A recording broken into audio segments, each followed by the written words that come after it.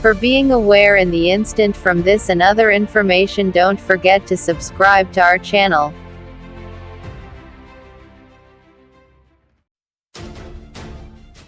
U.S. intelligence agencies have warned that Russia is attempting to help President Donald Trump get re-elected in November, U.S. media report. The comments were said to have come in a closed-door briefing to the House Intelligence Committee on the 13th of February.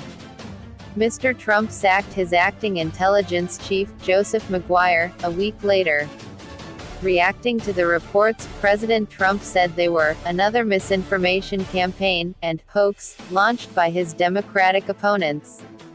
The New York Times reported that Mr. Trump was particularly angry that Adam Schiff, the Democrat who led the impeachment proceedings against him, was at the briefing. During the House intelligence briefing, Mr. Trump's supporters argued that the president had taken a hard stance with Russia, and that European ties and security had been strengthened as a result, the newspaper added.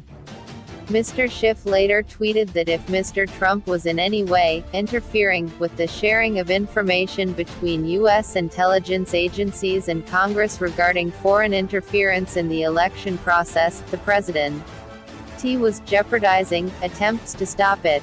Mr. Trump was impeached by the House of Representatives but acquitted by the Republican-controlled Senate over charges stemming from an earlier inquiry into Russia's alleged role to help him get elected in 2016. Mr. Maguire was a favorite to be nominated for the permanent Director of National Intelligence (DNI) post, The Washington Post said.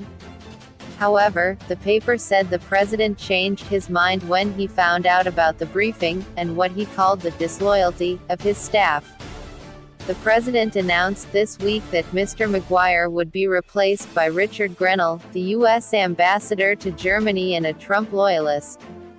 Two Trump administration officials told the New York Times that the replacement of Mr. Maguire, so soon after the contentious briefing, was a coincidence. Democrats criticized the president for appointing Mr. Grenell, who has previously played down the extent of Russian interference in the last election, and has celebrated the rise of far-right politicians in Europe.